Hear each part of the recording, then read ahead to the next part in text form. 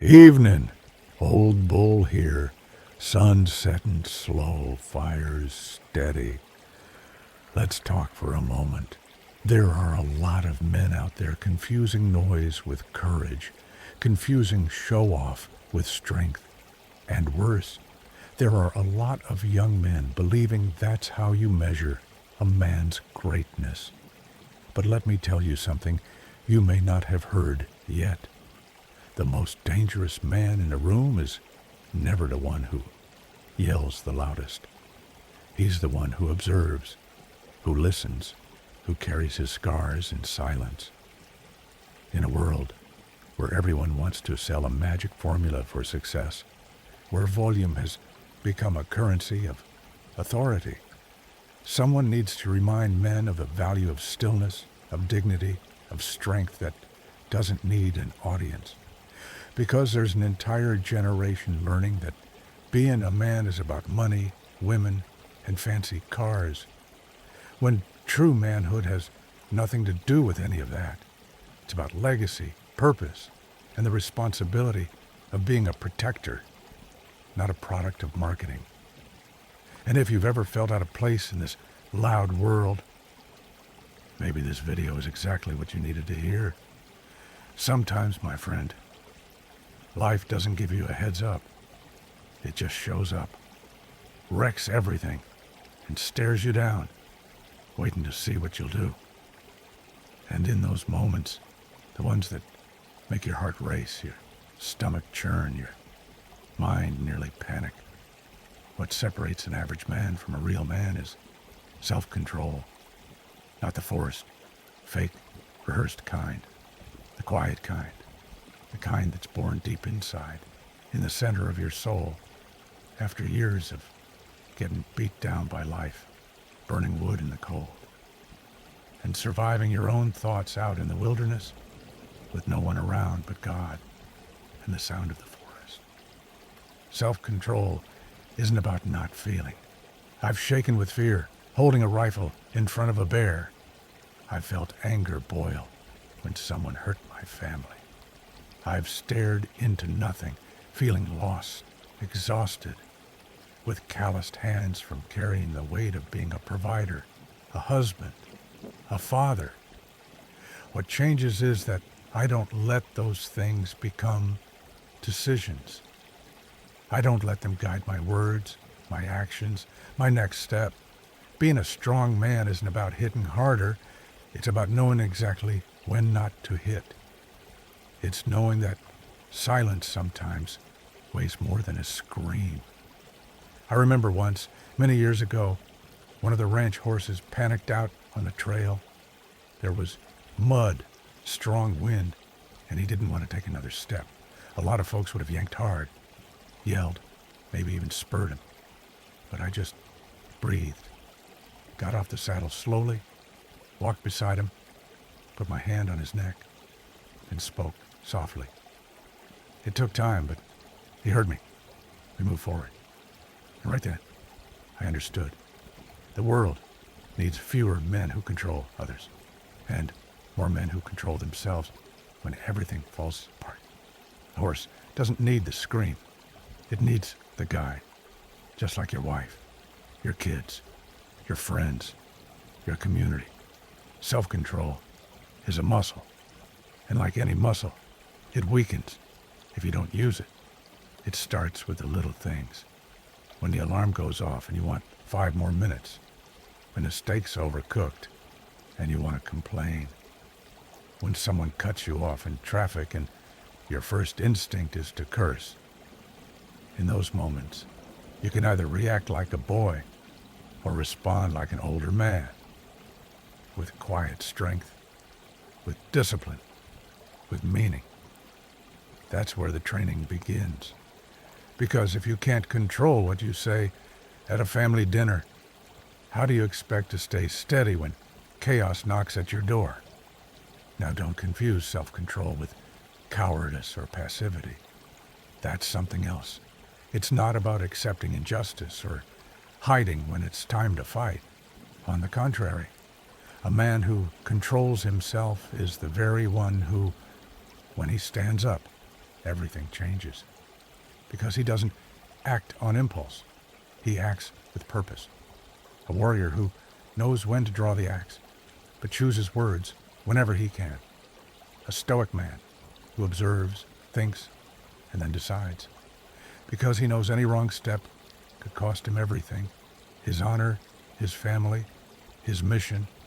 I'm telling you this because nowadays, in this digital shouting match we live in, self-control has become rare. It seems the louder a guy yells, the more attention he gets. But pay attention. The most dangerous man in the room is never the loudest. The one who yells has no idea what he's carrying. The one who stays quiet usually has too many scars to feel the need to prove anything. I've seen it many times.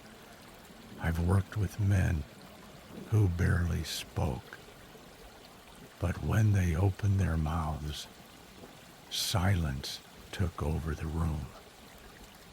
Because everyone knew what came from them was truth. And self-control is also knowing when to shut up and listen. How many times have we failed to hear a child because we were too irritated? How many times did we miss understanding our wife's pain because we were stuck in our own frustrations? How many fathers yelled when they could have hugged? How many brothers drifted apart over pride? The responsibility of being a man includes this: knowing that your emotional state directly impacts everyone around you. The inner fire you carry needs to be tamed, because fire out of control destroys. But a well-fed fire warms, lights, and protects. And here's more. Self-control can save your life. Literally. I've had friends lose everything: marriage, kids, business, because of a single outburst. A hand slammed on the table, a sentence said at the wrong time, one drink too many. And then all that was left was regret. The saddest part, it only took 5 seconds. Just 5. A breath. Let me think this through. And everything could have turned out differently. It's not the crisis that destroys the man. It's what he does with it. Now listen to me carefully. You're going to fail. You'll lose your temper. You'll raise your voice, and you'll regret it. I've lost control too. I've apologized. I've cried alone after saying something that hurt someone. But every failure is a chance to train, to build the man you want to be. A man who gets back up, who starts over, who keeps walking. Because self-control is also forgiving yourself and trying again. If you want to cultivate this in yourself, start with rituals. Wake up early. Drink coffee without your phone. Read good books, like Meditations by Marcus Aurelius, or Letters from a Stoic by Seneca. Write your thoughts. Walk in silence. Trade impulse for reflection. Pray if you believe in God, or at least talk to the sky now and then. Life will test you, and when it does, you won't have time to improvise self-control. It needs to be ready, living inside you, sharp like a well-cared-for knife. You might live in an apartment downtown, but that doesn't stop you from creating your own ritual of fire and silence. Maybe it's a balcony, a cigarette lit with intention, a leather journal where you write to understand your own demons. Self-control is born there, in solitude. Doesn't need a stage, doesn't need applause, just presence. And if you've got that, son, you've got more than most men out there.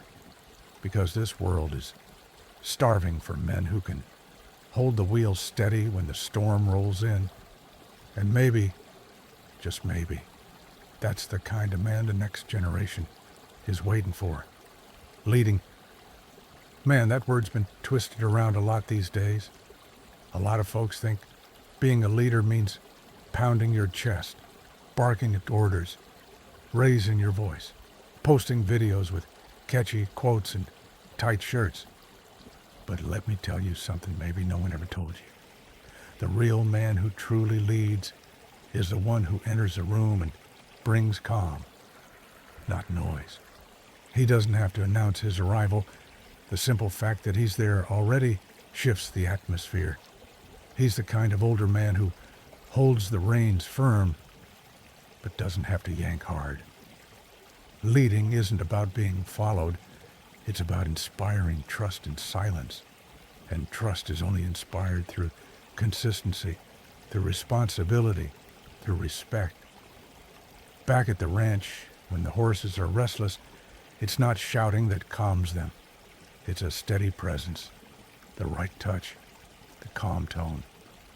That's what being a stoic man is, acting with quiet strength, even when everything around you is screaming for urgency. I learned by watching men who spoke little and did a lot. Men who carried the weight of the world on their shoulders and still let others walk lighter. They were warriors in silence. If you want to lead your home, your business, or even your group of friends, start by being the kind of man who carries the load without drawing attention, who fixes what's broken without pointing fingers, who gets up early, even tired, because he knows someone depends on him. That's manhood. That's legacy. A husband who leads doesn't need to yell at his wife to be heard. He just needs to show her, day after day, that she's safe beside him. A father who leads doesn't impose fear, but offers honor, example, posture.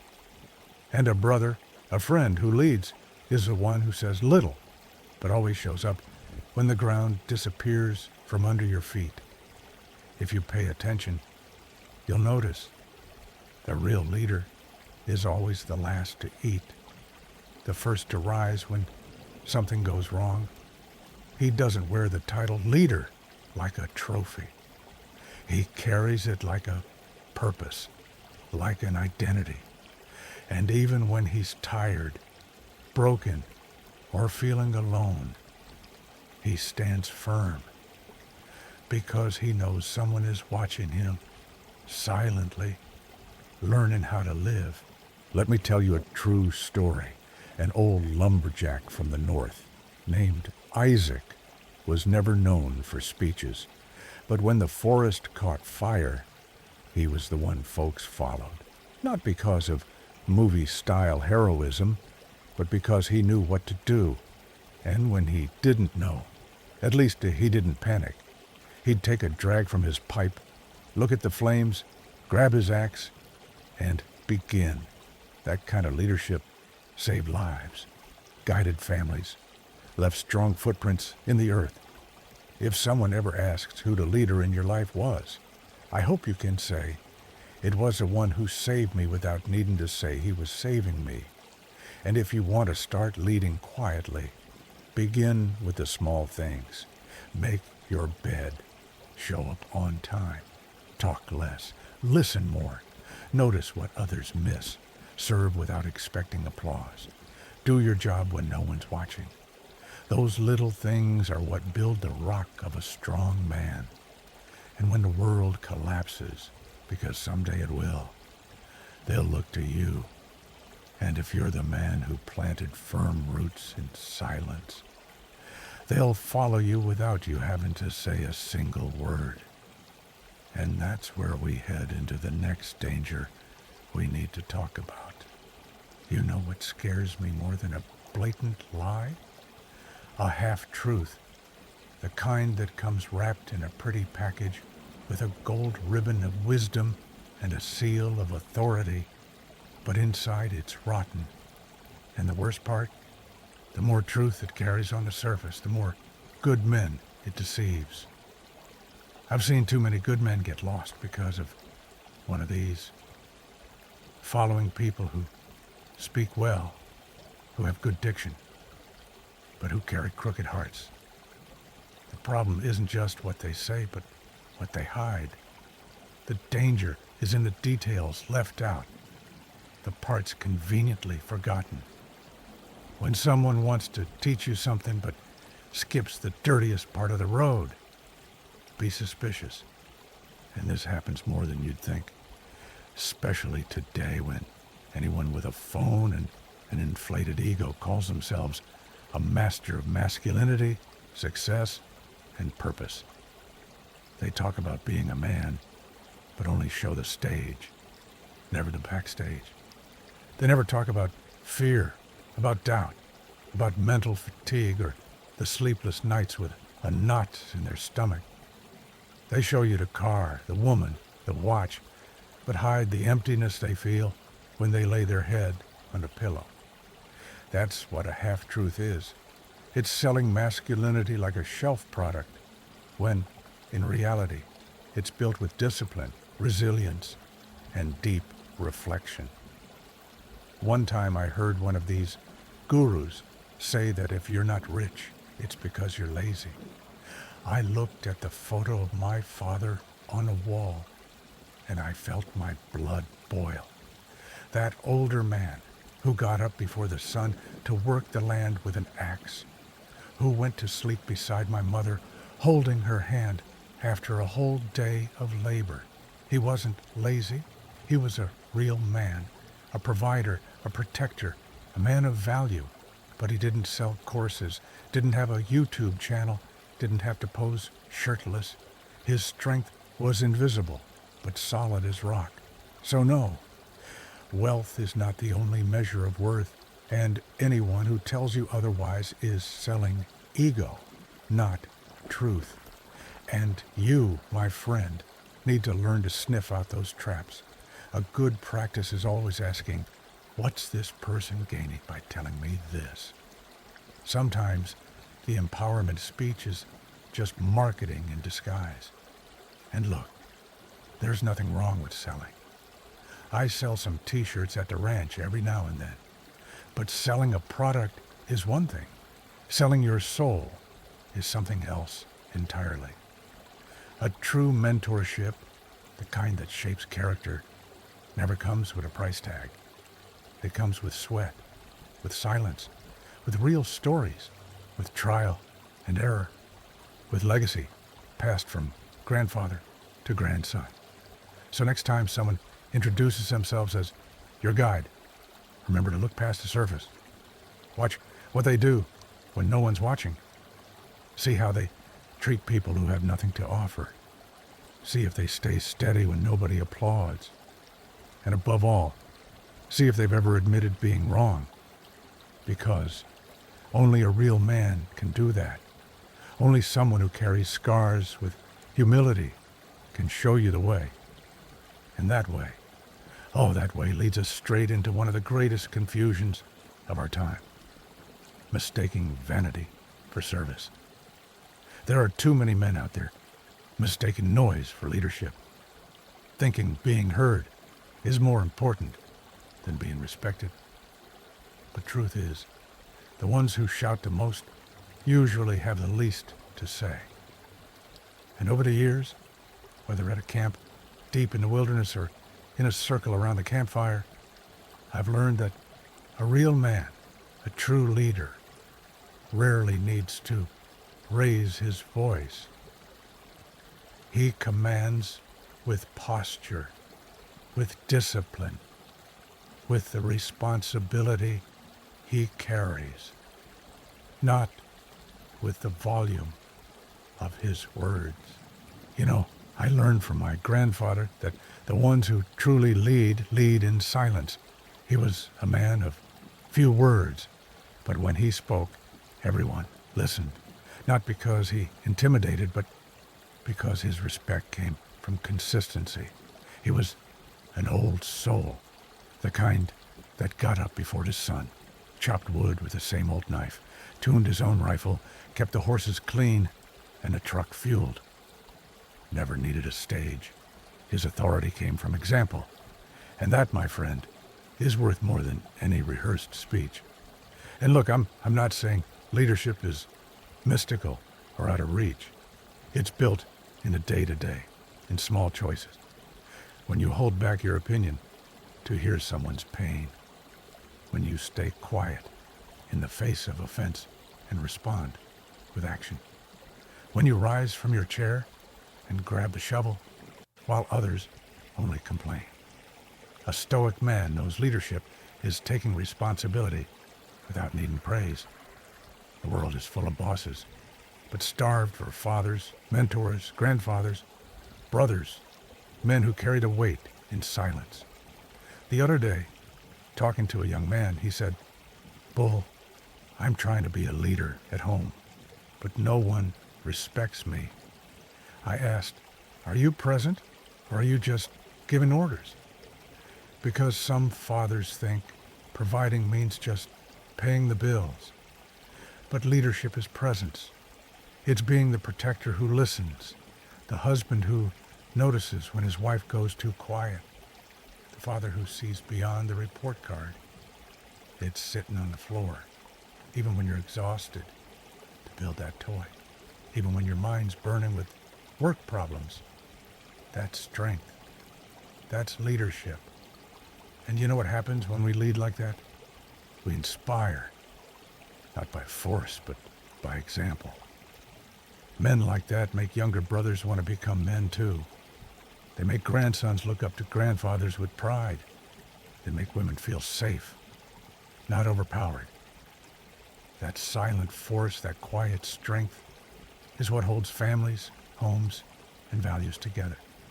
It's what sustains the kind of legacy that isn't written on paper, but carved into the hearts of those who remain. I had a trail partner named Elias. He barely spoke. At most, a nod or a quiet, "Let's go." But when the horse stalled, he stepped forward. When the fire went out in the middle of the night, he was the one who got up in the dark to relight it. Never had to point fingers, just pointed the way with his steps. Today, if you ask me who the best leader I ever rode with was, I wouldn't hesitate. It was Elias, a man who understood that the best kind of leadership is lived, not declared.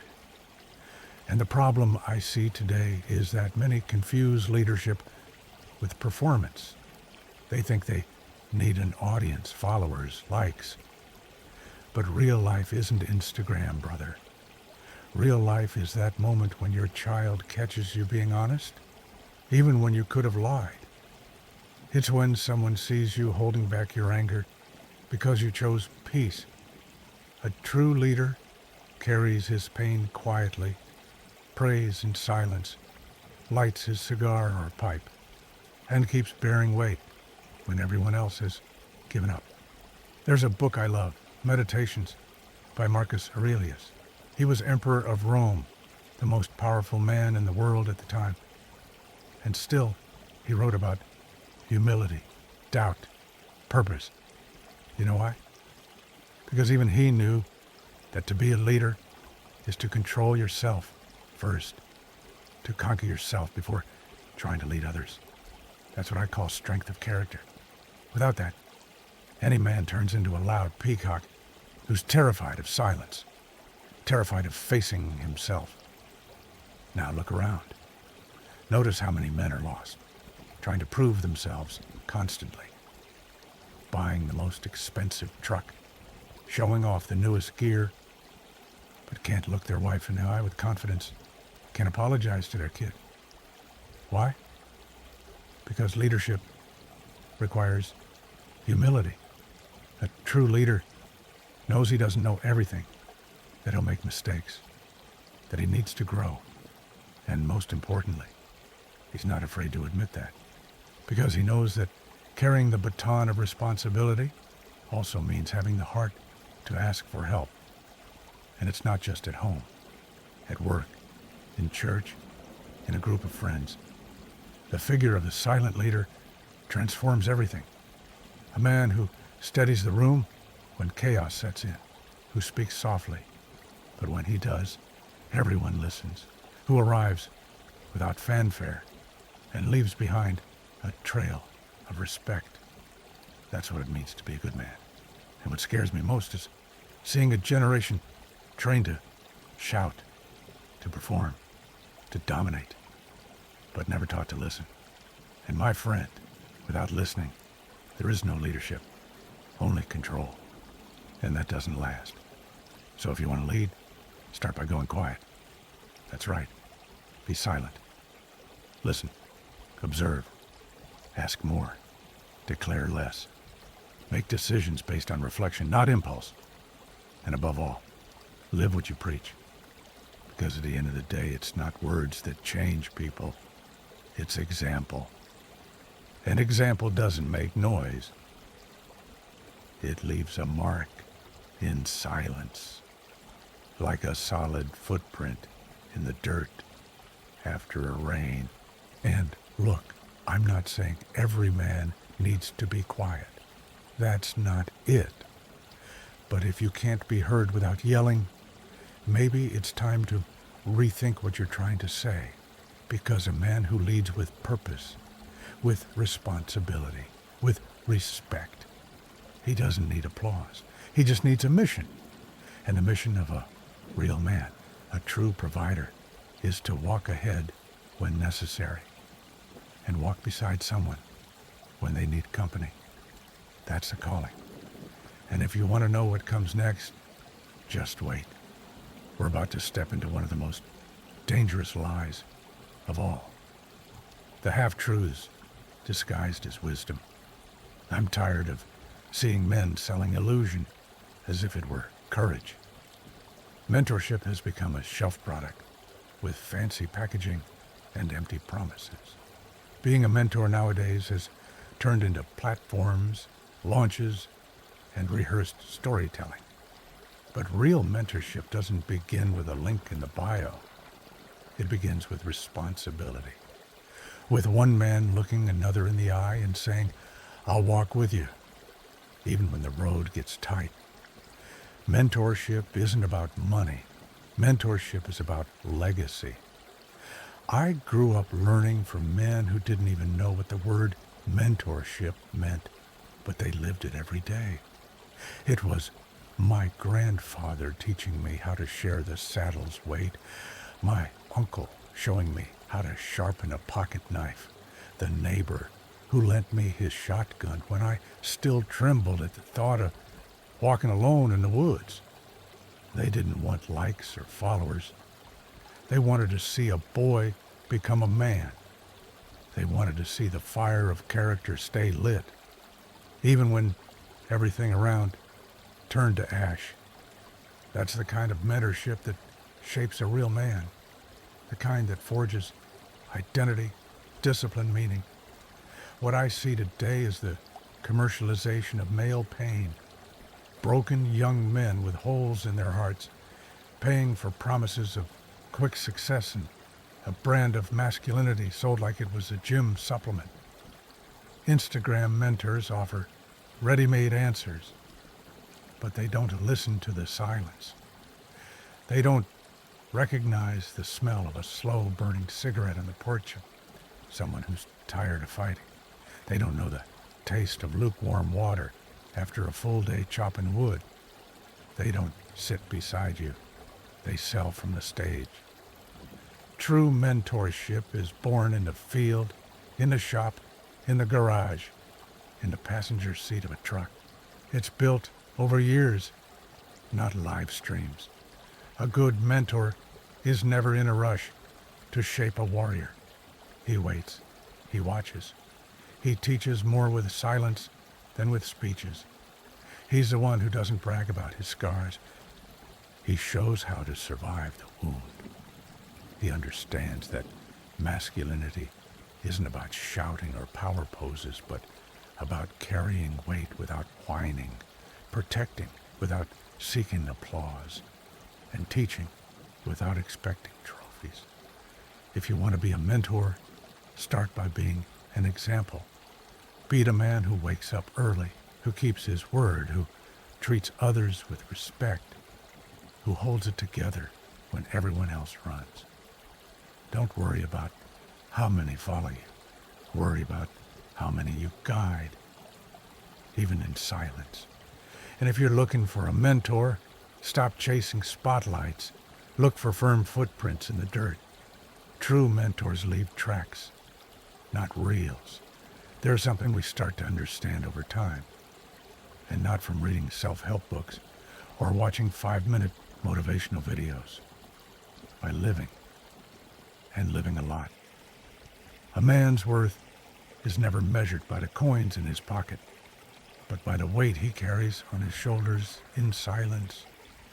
I've seen many rich men who weren't worth a dime, and many broke men sleeping in the back seat of a truck who carried a kind of dignity money couldn't buy. Real wealth isn't in a bank account.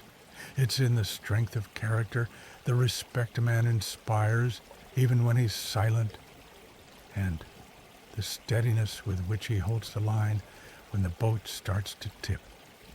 I remember an old friend of my father's, Mr. Amos, lived in a run-down wooden house on a piece of land that was more weeds than soil, never owned a new car or a fancy watch, never left the county. But when he walked into the feed store, even the young bucks tipped their hats. He was the kind of man with a firm handshake, a direct gaze, and a life story marked by hard work, loyalty to his wife, raising decent kids, and a reputation that spanned generations. The kind of man who, even without a penny in his pocket, was treated like he had gold in his bones. That's value. That's being a real man. Today's culture seems to have flipped everything upside down. The guy showing off a garage full of cars, a bunch of women on his arm, and a pile of cash on the table is treated like a role model. But ask that man if someone would trust him to care for a small child or a burning ranch. Ask if he could hold a home together without constantly flexing power. The truth is, many of these successful men live in houses of cards, and all it takes is a gust of wind, a crisis, an illness, or even old age to bring it crashing down. Money buys comfort, but not respect. Buys silence, but not honor. Buys applause, but not legacy. Now, don't get me wrong. I'm not saying money is evil. Not at all. Money is a tool. It's for feeding your family, improving the lives of the ones you love, helping those who've fallen by the roadside. It's for investing wisely, preparing for the future, even expanding your mission. The problem begins when money becomes the ruler for measuring a man's worth. When a father starts to feel like a failure because he can't buy his kid an iPhone.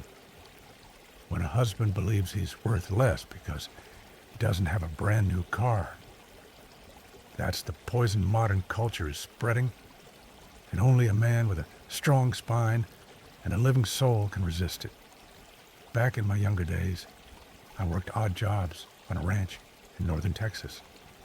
I worked beside a man named Bill, a veteran cowboy with worn teeth, patched up boots, and a calm look in his eye. He used to tell me, "Bull, you can lose everything in this life. Your job, your money, even people you love.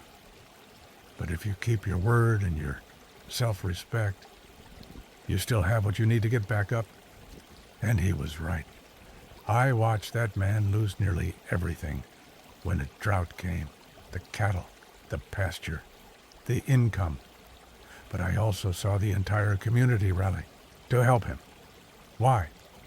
Because he was worth more than any check. He was a provider, a protector, a man with deep roots. True wealth is what no one can take from you. It's what you build on the inside. It's what keeps you standing when you're tired, broken, or even alone. When everything fails. And trust me, one day it will. The only thing left standing is the man you become along the way. That's why, more than ever, we need to teach that to the young. Teach that manhood isn't something you flaunt. It's something you live. That quiet strength is worth more than noise. That being a husband, a father, a brother, a grandfather, those roles mean more than any business title. What builds legacy isn't the trophies. It's the daily example no one sees. You want to do something great? Take good care of your wife. Teach your son to get up after falling without whining. Help a neighbor in silence without posting a photo. Show up to the funeral of that distant uncle who gave you important advice years ago. Write a letter to your father even if he's no longer around. Take a young man fishing and say little. Sometimes the silence between casts teaches more than 1,000 speeches. These are the small acts that shape character, that build self-respect, that feed the soul and leave deep marks on those around you. And if you have money, great. Use it well. Give, invest, support. But don't fall for the lie that it makes you better than others. A stoic man knows that all this fades. What stays is what you carried in your chest, in your eyes, in how you treated others when no one was watching. I once heard someone say, coffins don't have safes. And if you'll allow me, I'll say this blunt truth. When your time comes, the men holding your hand or carrying your coffin won't be the ones who admired your bank account, but the ones who respected your heart. So stop now and reflect. Have you been working more for what you'll leave in the account or what you'll leave in your children's hearts? Are you more proud of what you've bought or of who you've become? Do you sleep better to the sound of dollar signs or the peace of knowing you didn't sell your soul along the way? The answer to those questions may point you toward a path, and that path leads us directly into our next truth. The importance of raising young men to see through all this, even in a world that tries to blind them with false shine. These days, teaching a young man to think for himself is almost like teaching a newborn calf to walk without stumbling. It takes work, patience, and sometimes feels like everything's about to go wrong, but it's worth it. In a time when every finger swipe on a phone brings 1,000 promises of easy success, instant fame, effortless wealth, teaching a kid to reflect has become a rebellious act. The world throws glitter on lies and dresses up vanity as wisdom. If you don't learn to separate gold from brass, you end up buying illusion with the most valuable thing you have, your identity. And I say this not as someone who studied psychology, but as someone who's watched the world long enough from under the brim of a weathered hat to know what's coming. Out on the farm, we learned from time, from soil, from our elders. Wisdom came in the silence between a pull on a pipe and a look at the horizon. Today, boys learn from an algorithm that just wants to keep them hooked on the next hit of dopamine.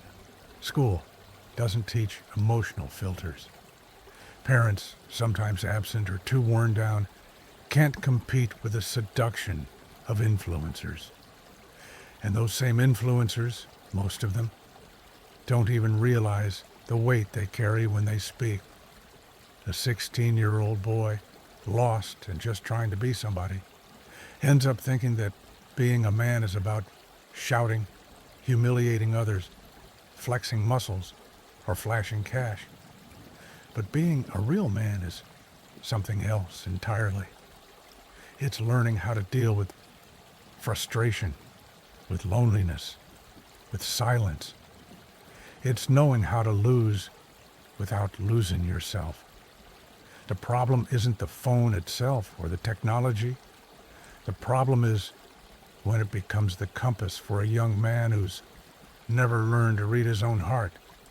Without discipline, without reflection, without even the smallest sense of purpose, any influence becomes truth. And then we see boys copying a style that doesn't feed the soul, faking a masculinity that only exists on screen, and getting lost in a cycle of comparison, anxiety, rage, and burnout. They're tired, stuck, worn out, and they haven't even started living properly. It's like seeing a good horse, full of strength, used to haul trash. It's sad. It's wasted. And that's why we need to do it differently. Teach it differently. What I'm proposing isn't a miracle or some ready-made formula. It's sitting down with a boy and asking, "Why do you think that? Where did you get that idea? That thing you admire, can it stand the test of time?" Teach him to question without turning into a rebel, to resist without becoming arrogant. Show him that a good man doesn't need to shout to be heard or show off to be respected. That quiet strength builds bridges that outlast any noise. If a boy learns to think, he won't be manipulated. If he learns to listen, he'll be wiser than many older men. And if he learns to be quiet, he'll become a stoic man, standing tall, even when everything around him shakes. And that, my friend, isn't taught with stage presentations or catchy quotes. It's taught through presence, through example, with bitter coffee at dawn, a horse trained on a rope, conversations around the fire, and stories told slowly. It's taught washing the truck together, fishing with patience, helping stack firewood. A father, a grandfather, a protector, a brother, they all have a role in this. It's us, the older men, who have to shoulder this responsibility, because if we don't, the digital world will, and it won't do it with love. It'll do it with profit. Teaching a young man to think is planting a tree that'll give shade when you're already lying in the dirt. Now that the dust has settled and the coffee's gone cold at the bottom of the mug, tell me, who have you really been listening to? Who are the men you let take up space inside your head? The ones who talk loud and promise everything for a price? Or the ones who live in silence, serving, teaching, leaving a legacy firm as hardwood? The answer to that question might seem simple, but it shapes your entire life. Because when it's all said and done, son, do you want to be respected or just noticed? Do you want to build a solid journey with meaning and purpose, or keep repeating phrases from men who profit off your desperation? Today, you hold in your hands a choice few people make consciously. Keep consuming noise, or start living with direction. The difference between a man who leaves a legacy and one who just yells for attention is the courage to reflect, to go silent, to get to know himself. So I invite you to act. Start with a simple question. Am I becoming the man I want to be, or just copying the loudest guy in the room? Write your answer. Share it with someone you trust, or leave it here in the comments. I want to hear from you. This here is more than just a channel. It's a brotherhood. If this talk sparked something in you, even a flicker, subscribe to the channel, turn on notifications, and get ready. There's still a whole lot of firewood to throw on this fire.